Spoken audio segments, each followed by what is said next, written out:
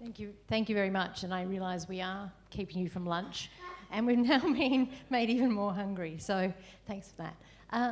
I'm Margaret Cook from Griffith University. I'm here to chair today. And what a rich morning we've had from our welcome to country from Auntie Kerry, who reminded us on Yagara and Terrible Land, and the importance of storytelling, and through song as well. That was really engaging. So thank you for that. Then we moved on to Dickson's factory, and I discovered that we actually do have a rich secondary production history in Queensland. One of the stories we tell is that we're a primary producing state, and that's all we do. And I discovered we've been making tens of thousands of boots in weeks. So thank you for that. 100 years. And when we get to Ravenswood, and a love affair with the city is how I think we would describe that. We got these beautiful voices from a town that sharing those rich stories, and thank you. And what an exciting way to be showing and sharing those stories. And again, we had music in both. And then these beautiful stories of these people with such lovely, rich life stories. And again, destabilising that myth that every Asian story is the same, and the way you've looked at it through that framing of the different stages of immigration and the different motivations of family and family wanting to have a second child and so on, and actually looking at how complicated our relationship is with immigration and how little we know, and the fact that we have to we get assimilated Aboriginal people and we get assimilated food. I mean, what's wrong with this country? But anyway, let's go there. So I have a whole lot of questions in front of me already, so I'm going to be walking my way through that. But you're still able to add questions, so if you've got your little code, please go away and start typing away, and I'll work my way through as many as we can till Gavin tells us it's lunchtime.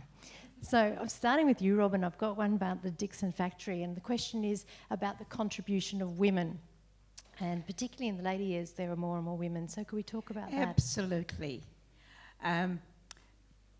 The Royal Commission in 1891, which was looking at working conditions in shops and factories, at that the William Strickland, who was the secretary of the Bootmakers Union, made the comment, "Women do the machinery."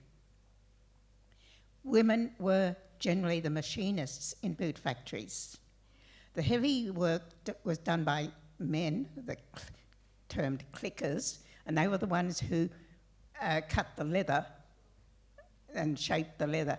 And it was the women who did the machining and the stitching, particularly from mid-1890s, especially after there was a couple of bootmaker strikes in Brisbane, and after that the greater move into industrialisation and mechanisation, and even more women employed as machinists.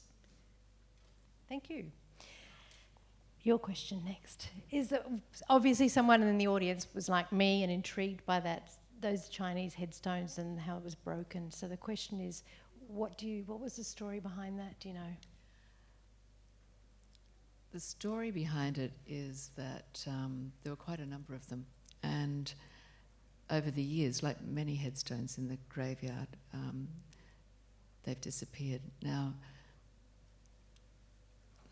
one of the stories that I heard, which is a very insensitive story, and so I hope it's not correct, I hope it's not true, is that people started collecting them for their gardens. So if that is true, and if anybody who's hearing this happens to know of anybody who's put it in their garden, please return it.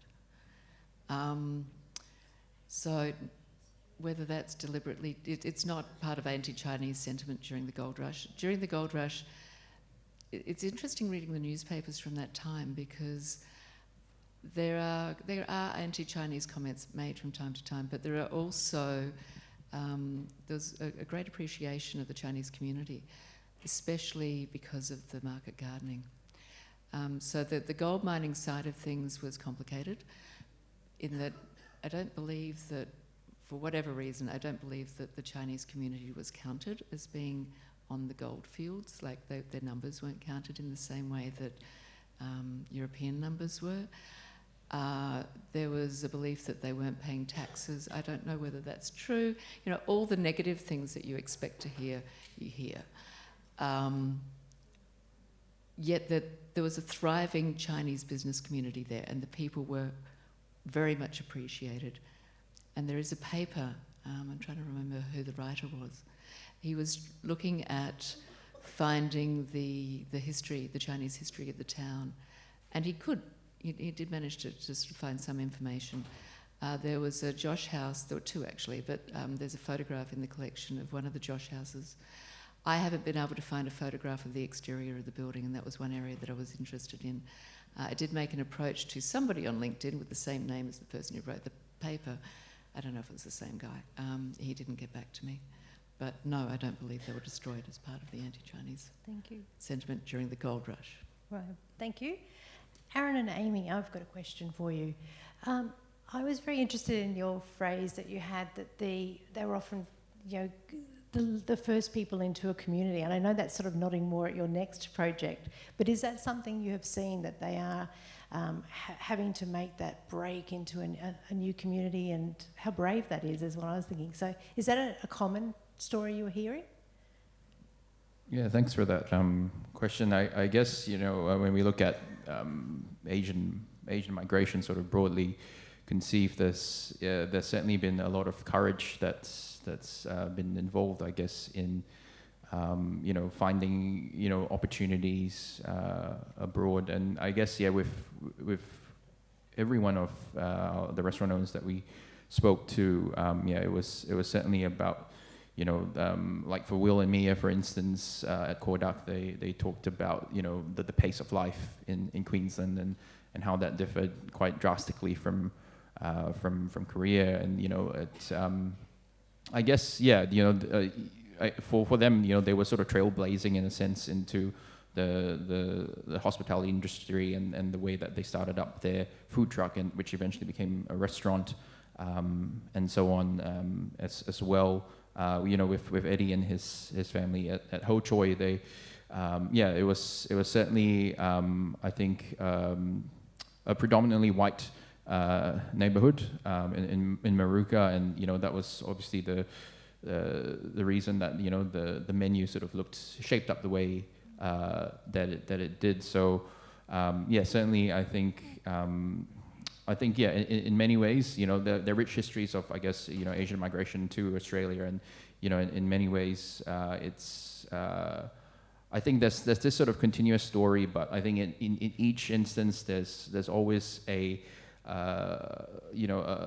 set of hurdles and a lot of courage that's sort of needed to sort of I guess settle in well. Often because there are lots of, as we sort of talked about, lots of barriers in place, both sort of government policy level, but also within society, and the experiences that come with that. But I have to add, some of our restaurant owners, they actually moved from other states to Queensland, and then they actually mentioned, Queenslanders are a lot welcoming and they're nicer. So they must thought that it might be weather, for example, Will and Mia, and as well as Eric too. So there must be something about Queenslander as a, just welcoming factor too, even though they did face a lot of challenges. So I just wanted to also highlight the positive experiences of settling in Queensland shared by our participants too. Okay. We are sadly going to run out of time. Gavin, can I go one each quickly? I've got a very quick question. Was the Morris Boot Factory the one that had the lunch boot on the roof? Yes. There you go. That was already... And it moved to a second-hand car dealer in Sandgate Road, I think it was. Yeah. But it's been moved again, and it's been painted blue. Oh, okay. The First Nations history of Ravenswood. Okay, the First Nations... Just very briefly. Yes, Birria people. They are living in the community today, and also there's a large number of people are being trained by the mine, so that's great. There's a large initiative with Ravenswood Gold to have a workforce that are made up of local Birria people.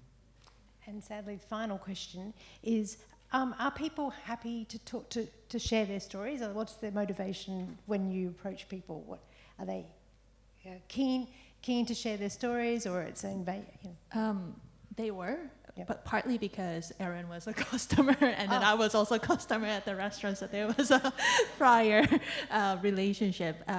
But we actually, before the official interview, we did actually run pre-interview. So it was, the notion of relationship, I guess, is really, really important, because what they shared us just when it was just me and Erin, and versus with video cameras and all library and stuff, was sometimes a bit different. So I'll let Erin finish that maybe. Well, I actually have to wrap it up. I'm getting warnings from everyone.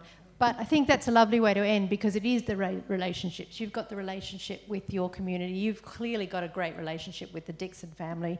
You've got this relationship. And the link is the stories and the history, and what you're bringing from to the John Oxley Library, and using the John Oxley collection is being able to use those documents and these stories to wrap it up in a much bigger package. So thank you very much. Sorry to rush through it, everybody, but time is pressing. So thank you. Please join our speakers.